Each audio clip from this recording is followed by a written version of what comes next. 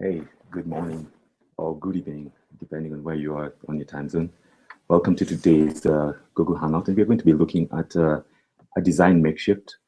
And this is targeted at some good friends of mine. We were doing a 7-day challenge on pro blogging with Jeff Goins, and some people just showed some interest in how I create my designs, and I thought, why not share some of my experience, what I've been going through, and how I've been going through it using a simple tool called Canva, and this is available at canva.com.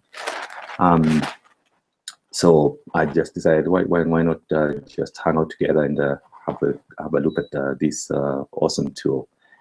I just want to make sure that everything is set up and that we are going on live well.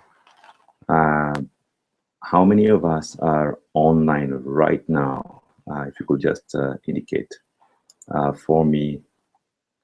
I see we have a number who have already signed up to come live.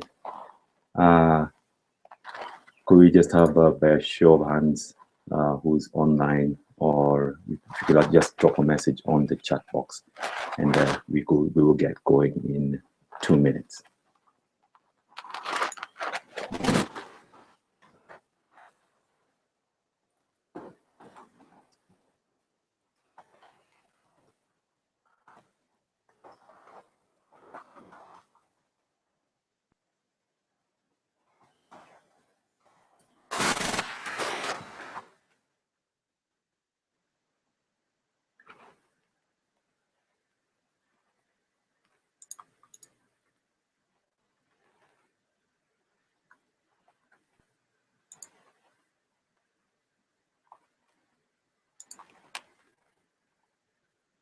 Okay, we can see someone is already up. You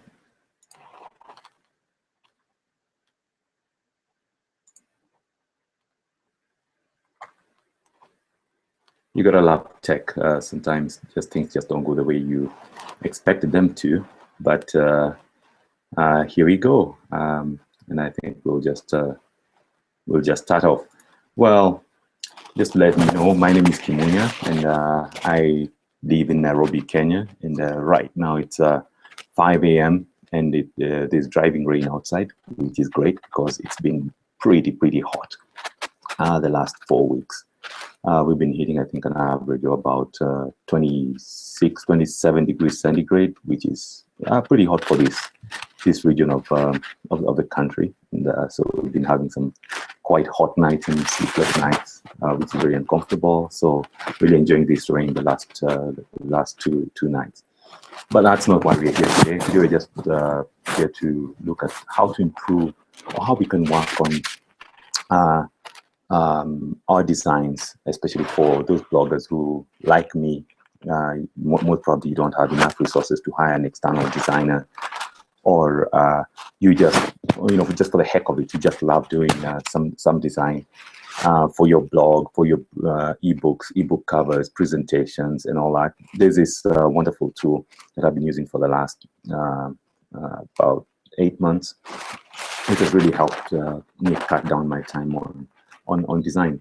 But before we go into this, I would like, first of all, to look at what design is, and maybe one of the what do you call it, like a major roadblock that you might have in your approach to design. And this is how I look at design. Design first happens in your mind.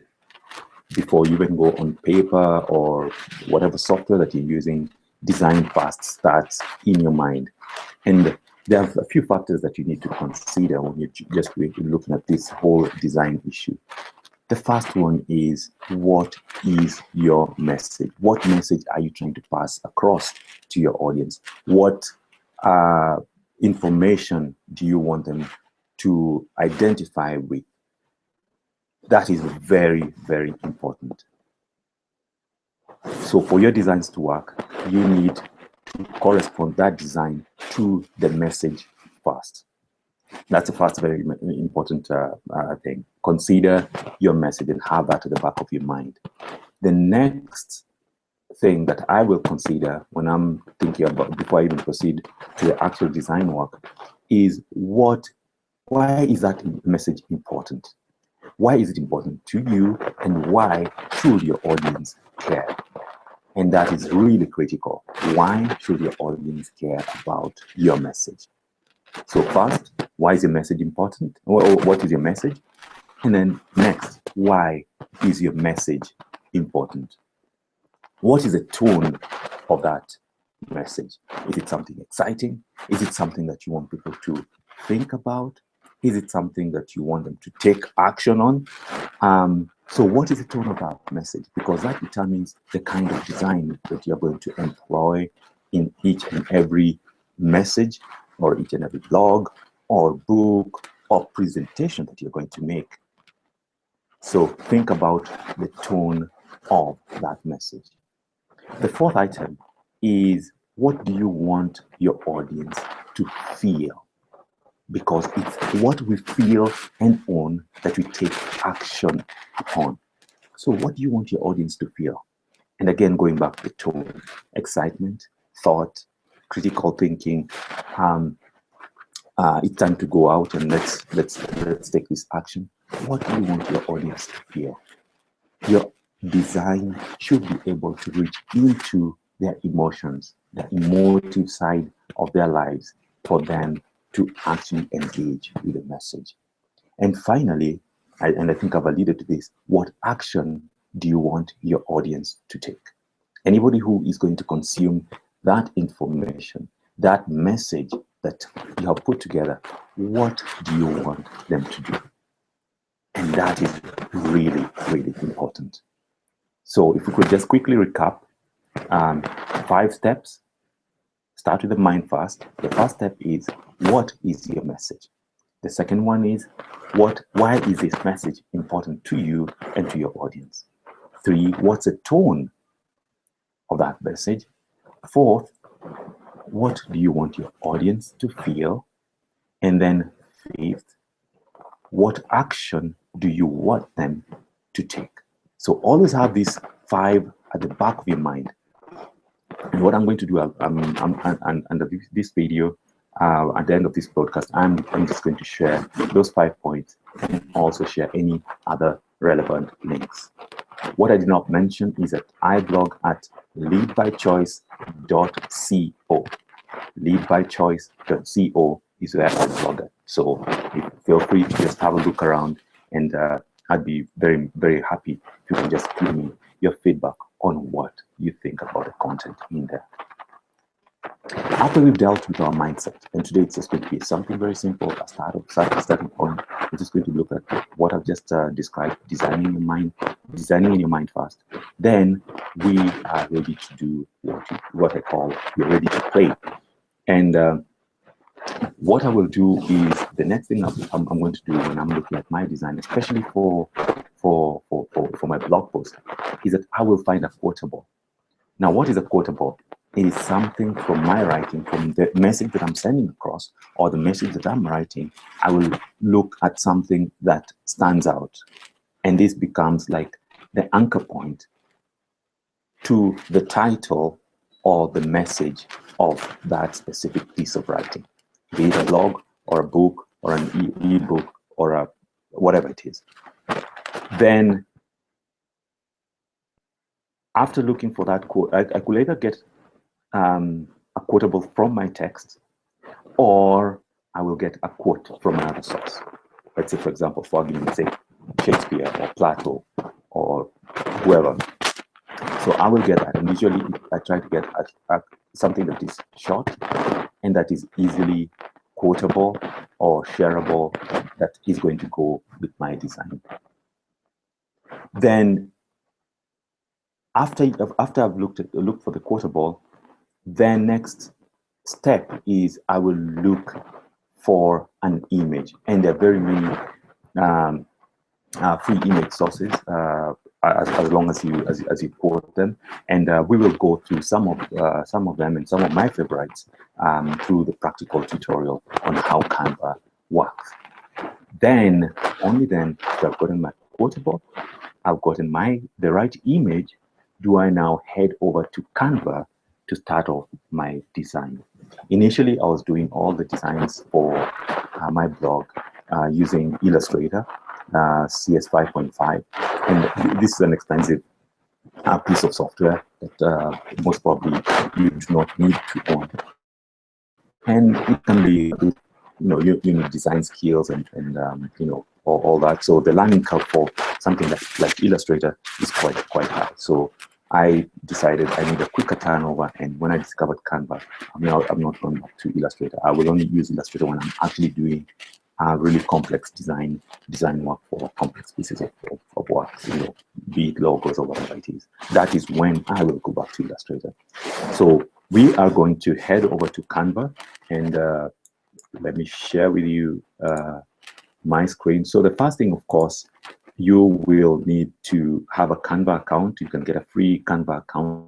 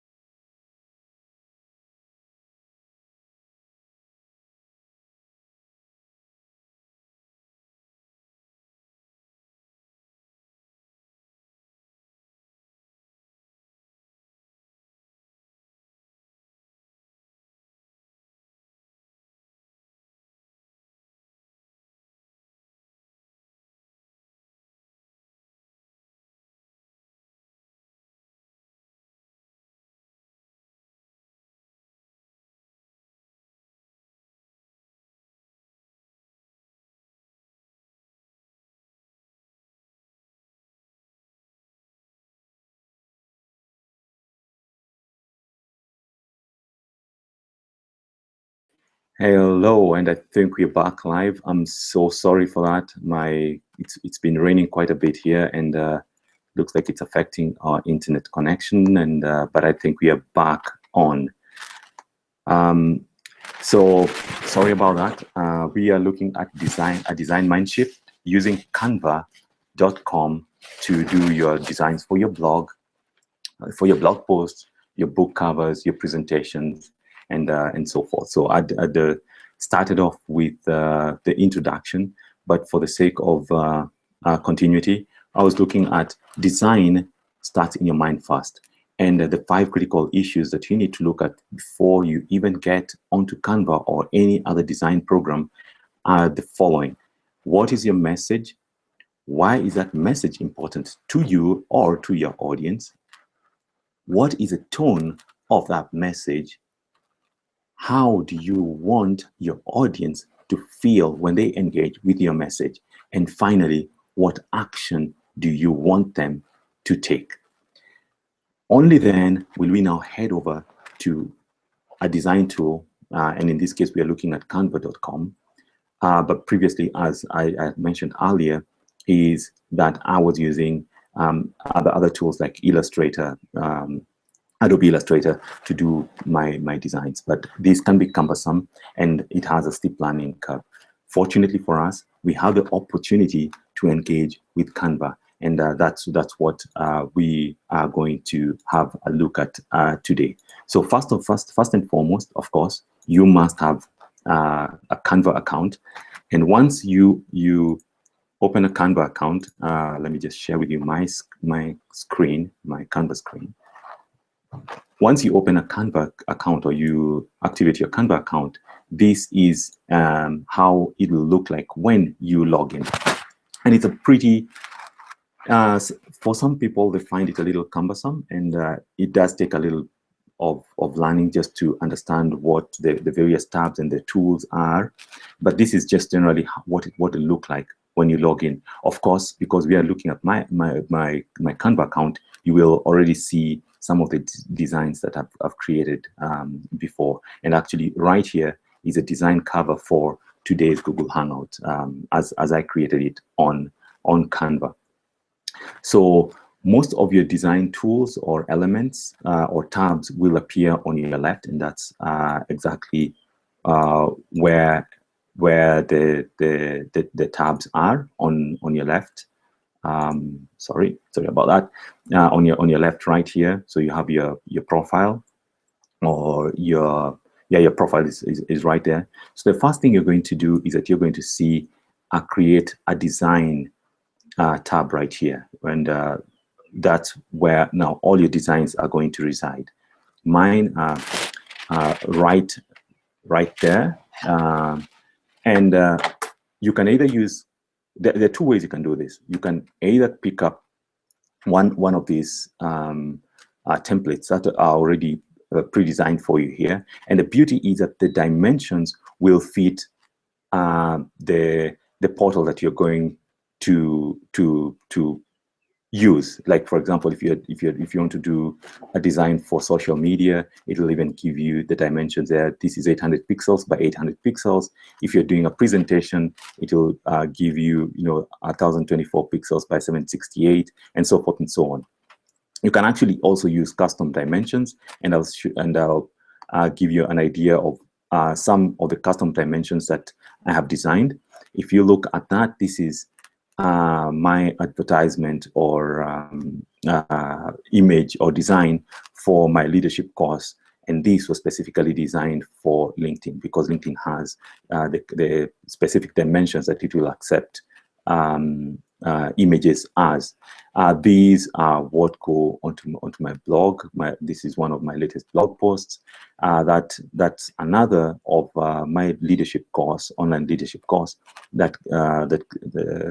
An image for Facebook, an image for Twitter, so forth and so on. So that tab right there will give you custom dimensions depending on the portal that you're going to use that design for. But for the purpose of this presentation today, or our engagement today, is just to look at, okay, so if I want to create a an image or design for a blog post.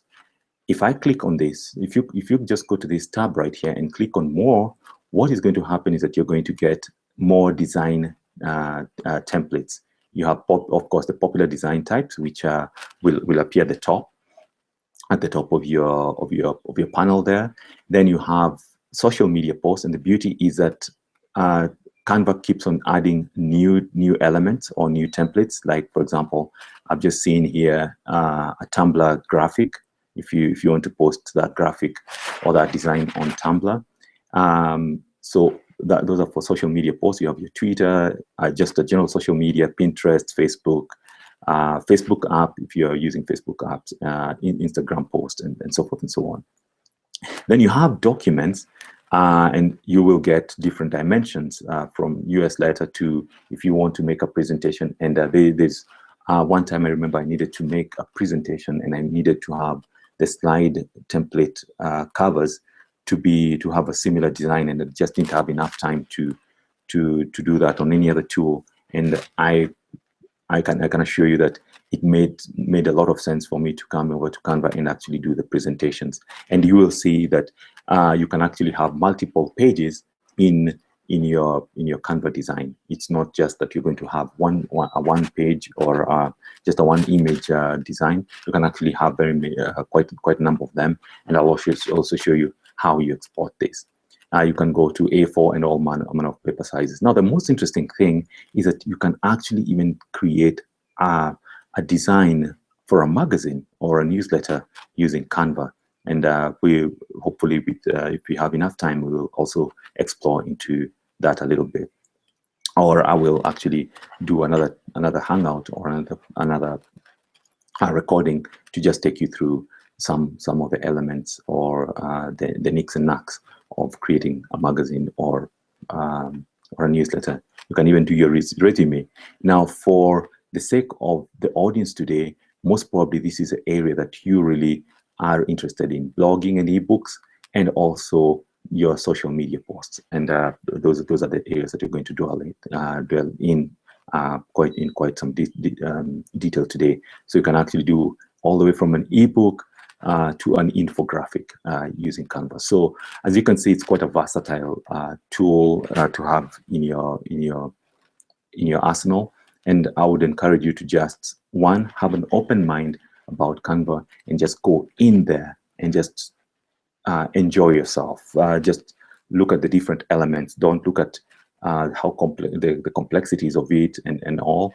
Just enjoy working with it, and that is basically how I learned to use Canva.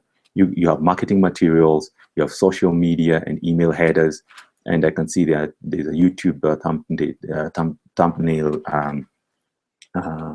design, Tumblr, Facebook event cover, and it goes on. Etsy shop icon is a new one, and you can even create designs for your events in invitation cards and all, of course. And the final one is ads, Facebook ads. And if you're doing any Facebook ad, for example, the Facebook is very keen on making sure that your the percentage or the percentage of lettering or wording in an image is maintained at 20%. So this will help you make sure that you also adhere to the requirements of different advertising portals, especially like Facebook. So as you can see, it is quite a versatile tool, and just delve in there and just enjoy yourself. So once you have your quotable, as I mentioned a little earlier, when you're ready to get your design done, I usually get a quotable, and that could be from the text or the content that I'm writing, or get a quote from, it could be the Dalai Lama, Plato, whatever, and then I also make sure that I have an image. And there are a number of tools that you can actually use for free stock images. And at the end of this session, or at the bottom of this video, I will share with you some of the links of some tools that I actually use for for stock photography. One of them I'm going to share with you, and we will technically go through selecting an image and designing it, and see how fast we can do this, and how versatile and easy this tool can be. So one of the websites that I actually get stock photos from is called unsplash.com. They have very, very good high quality images which are shot professionally. And the beauty about Unsplash is that the images are free for you. And these are high resolution images, and you can even subscribe to their blog and or to their website, and they will send you 10 new photos every 10 days. So this is something that is very, very attractive for me. The one thing that I want to mention here is that if you use any stock photography, whether free or paid, make sure that you quote the source. This is very important. You need to make sure that you reference that source. And not only is it ethical, not only is it right, but it is also part of a requirement for anything that you're taking up online, and you're using somebody else's collateral. It is important for you to acknowledge the source and to make sure that it is clearly referenced. And sometimes you may forget to do this reference, but it's always good practice to go back to whether, let's say, for example, it's your blog, and make sure that blog post is referenced, or any images on that blog post are referenced in the right way. And even if you've taken the photo yourself, or the image yourself, why not reference yourself? That shows or adds credibility to the work that you're doing. So that is something that is really, really critical. So let's say, for example, that we are looking at, for example, my next blog post that I'm writing on is on counterfeit leaders, counterfeit leadership, and how to stop it. Actually, let me take it back. It's looking at lessons from a farmer, and how these three lessons from this farmer actually resonate with leadership, and basically looking at three reasons why you can stand alone. So from this blog post, and for your information, we're doing this from scratch. I've not predetermined what image I'm going to use, or how I'm going to, which quote I'm going to look at, but I just want us to go through some of these things in a practical way, so that you can actually enjoy and engage with Canva. So the first thing I'm going to look at, what is the keyword here? The keyword, or the imagery here, is this farmer who's working hard and sharing, so that we can understand what leadership, the lessons that we can draw from this farmer and the leadership that he's looking at. So I will go, for example, into unsplash.com and most probably just do a quick search for farmer or farming or whatever it is, and let's see what pops up. Now, the message in this blog post is that this farmer was sharing valuable seed with his neighbors, and the reason he was doing this is because of something called cross-pollination. If the neighboring farms are planting seed that is of poor quality, then what is going to happen is that it's going to contaminate his own crop, and therefore he will have an inferior harvest. So I'll go into canva.com, for example, and just see what is there, and I can already see that there's a photo here on farming, and maybe some two farmers talking right there, or engaging with each other, and that's a photo I could choose. It might not be the final one, because maybe it just doesn't have all the elements required. But for this sake, let's say, for example, we choose that photo, and there you are, and you will see the photo here is by Vladimir Kurinov, and you have a download button there. So we will go ahead and click on the download button, and what that is going to do is that it's going to give you a view where you can actually download either a very high resolution image or download the image as it is. And what I will do is that I will right click on that image and say, and go to save image as, and this should share it should save the image onto my hard drive. And there we are. So I'm just going to rename it and call it Farmer. And this just makes it easier for me to go back to the image and just resolve it. Now my connectivity is just a little dodgy today. There we are. So we're going to save that image, and bingo, there we are. So we will go back to Canva, and what I want to do is I want something for my blog, and I will go here, right here to the blog title, and that's the template I am going to select. Now, when I click onto that template, it's going to open a new window. And in this window, now you will see that there's something that has changed. And on our left here, we have various tabs. We have the search tab where you can search images that are on Canva, and most of them are actually for purchase. And I think it's each image is about $1 or so. So you can search either images on Canva, but I prefer to just use stock imagery from reputable other reputable high quality sources like unsplash.com. Another stock photo, free stock photo website that you can try also is called photopin.com. You can just go to photopin.com, but I will share these details at the once we're done with this broadcast for future reference. So you have the search tab, you have the layouts tab, which now gives you the opportunity to look at various layouts or various templates that are available for this category, for the blog title category. Then you have the elements tab, and if you could just quickly go there.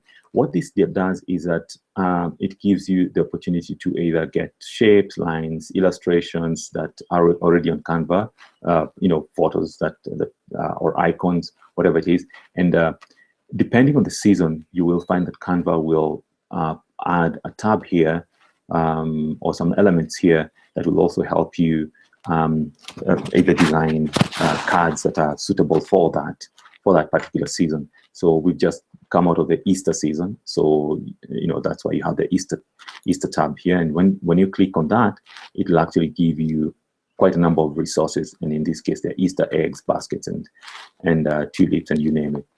Now, one interesting thing that you need to always consider is if you there are two options. You can either get a free element or you can get a paid element. So there will always be a free tab next to the element that you're looking for if you just want a free tab.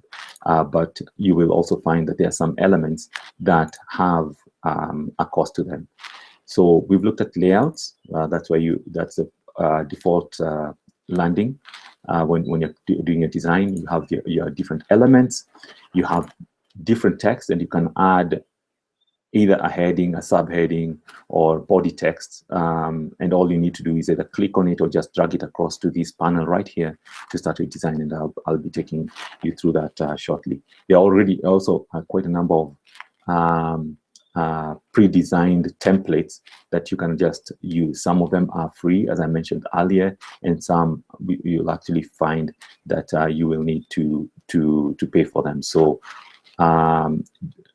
depending on what you're looking at, always remember that there are some elements that you may need to pay for, but there are quite a number of free elements that are available. Of course, you can also change your backgrounds, and there are quite a number of backgrounds that you can select from. And this is what I was talking about. If you, for example, decide that this is the element that you need, or the background that you want to use in your design, then there's a charge of $1 for that specific design, or for that specific background. And then the final tab here is your uploads. And if you look at this, you will see all the uploads or the images that I've used for my previous designs, and they will reside here.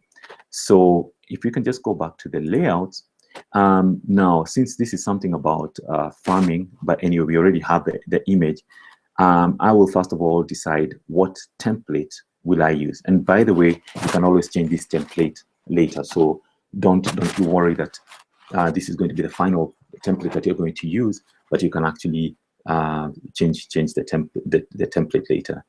Sorry about that. I think I've just gone to the wrong tab. Okay, here we are. So for this example, what I'm going to do is that I am actually just going to select something. Let's see. I'm just going to select one of the free templates. For the templates also, you will see that some have a free tab right there.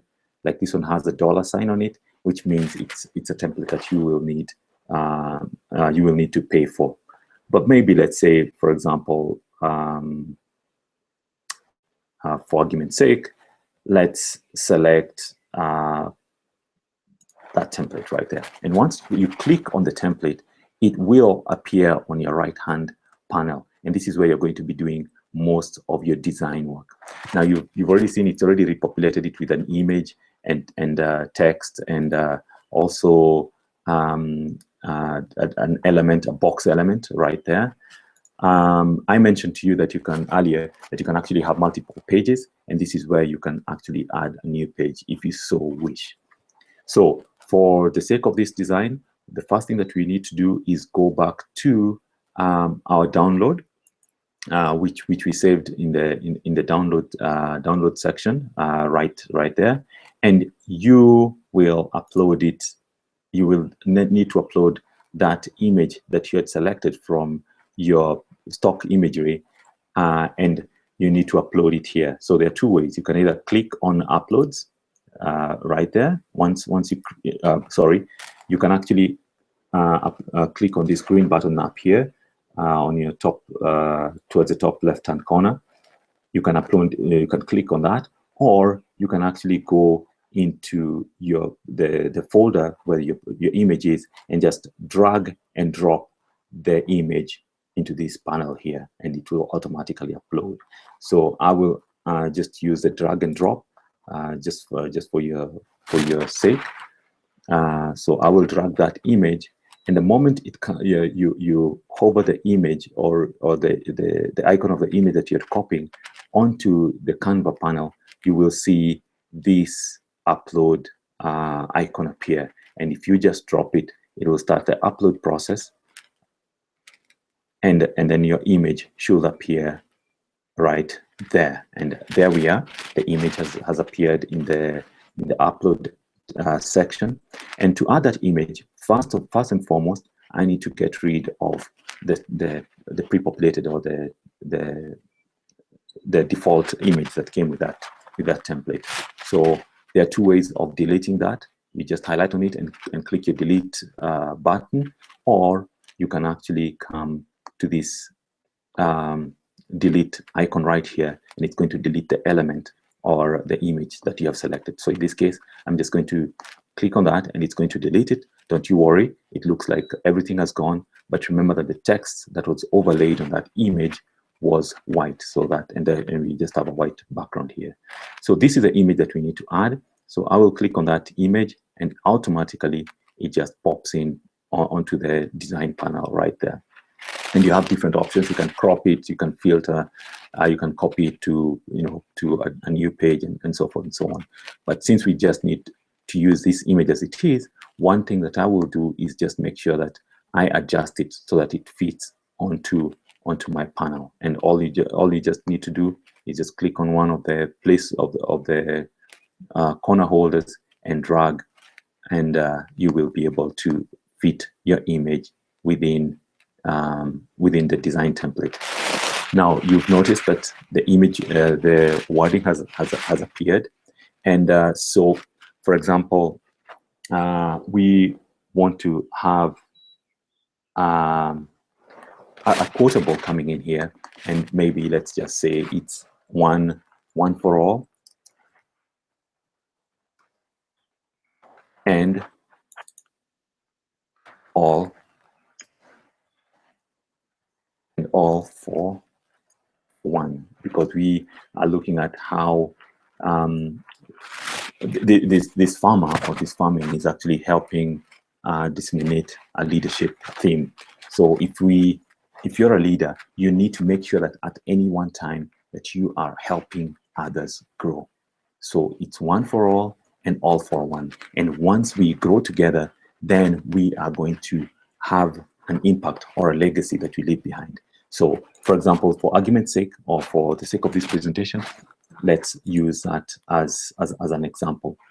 Now, the one thing that you will notice is that you need to balance off in terms of where your wording is and where the image is, and the kind of the coloring of the color of your images and all. So we will play around with that briefly. So once I have my quote up there, I just need to make sure that it is visible, and if you just click into the text element, you can actually select all of it, that particular text element, and I can adjust the sizes, the font sizes. So for example, this is a 31.7. Let's bring it to 28. And this section, also bring it up to 28, or that looks a little bigger than the one on top. So maybe you just tinker around it and bring it to 21. And there you are. But since it's on a lighter background, why don't we change this to black so that it can actually stand out? So we change both to black, and so that section of that element is done, and we can actually move this to this free space up here for better visibility. And there you go. So each element can actually operate independently. Now we also need to. You might also need to just have that box element up next to your text, just to give it a better look and feel, and we can leave that as white. And then since this quote is basically from my text, I don't really need to worry about its quotation. But the other thing that I always want to also do, especially when I'm designing this, I'm creating these designs for my blog post, is that at the bottom here, I will always have a reference to my blog. So in this case, I will go back to the text element right there. And what I want to do is that I just want to select, I could actually select this text element right here, and it will appear on the right hand side here, and that's too big, so I want to bring it down to maybe 14 points or 12 points. And this is where now I will select everything and just put in my blog URL, lead by choice.co, and there we are. Now, when it comes to design, you have to be careful about which element you choose. Now, if you look at this one, and I selected this on purpose, is that you will see that that element will have other that I don't need, and that I cannot adjust on Canva. So be careful about which element you actually select. And in this case, I will remove that section and just select just normal text. And here is where I'm going to put my blog URL like that. And since I'm actually going to leave it here because I don't want it to interfere that much with the messaging that is going on here, but depending on where the image is shared, because remember, once I post my blog, once I publish my blog post, then I will need to share it across various social media outlets, and even medium.com, for example. So this gives a visual cue of immediate visual cue of where this image is coming from or where it resides, and this gives you a better opportunity to be more for your work to be more visible wherever you post it, or wherever your image and the blurb for that image is actually shared. So I will change that to white. And still, you will notice that it doesn't really stand out, or it's not very visible. And this is where now you go back to your elements, and then let's look at how you work with the elements tab. And I will select a shape. And the shape I want to select here is just a simple triangle, a simple rectangle, sorry. And there we are. That's a rectangle. And why I've selected this is because I want to use this as a mini background, so to speak, for my URL. But it is at the layer is at the top of everything else, so it is covering my URL.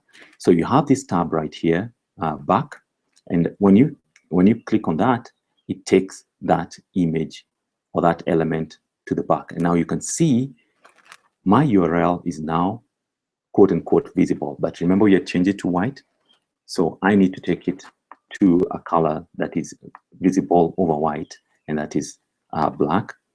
And there we are. But what I want to do is that I'm just using this just to create a bit of highlight so that the URL is seen above the background image, which is quite busy with the URL, so it's not visible. The other aspect of that element that I can change, that rectangle that we've just put there, is that I can change its transparency. And to change your transparency, you'll just click on this drop-down button right here, and you will see transparency there. If you click on that, then you can actually change the transparency. And I want you to notice what happens. You can still see bits of the background image, but now the URL is standing out a little more. So that just gives it a little subtle design element. And basically, as we are with that image right there, we are ready to go, and we are ready to publish it. So the next thing that you're going to do is you are going to download your image, or if you just want to share it directly, you can actually share it from that button right there. One thing that you might also need to do is check. This is where you have your the file name, and as you can see, it's just translated to one of the layout name that we had there. But you can actually click on that section right there to rename your design. And in this case, we'll just call it one for all. And this is something that I just do out of habit, because it helps me figure out where the image is, and the title that I give that image also corresponds with the message that I have in that image. And once you click done, your image is actually renamed. And what will happen is that as you're working, your image or your design will be automatically saved. Now, what I didn't mention at the beginning is that right here, and I hope you saw that, it's actually auto-saving. You have your undo button. So if for any reason you don't like a certain aspect of whatever you've done or whatever you've implemented, and it doesn't look all that great, you can actually change it. You can actually undo it. Now, for the text elements, you can change the font types. And once you click on the text element right there, you will get that dialog box coming here, which will has various commands. Whether it's copy, forward means bringing that specific element or that layer to the front, or on top of everything else, or back, and you can take it backwards as much as you want.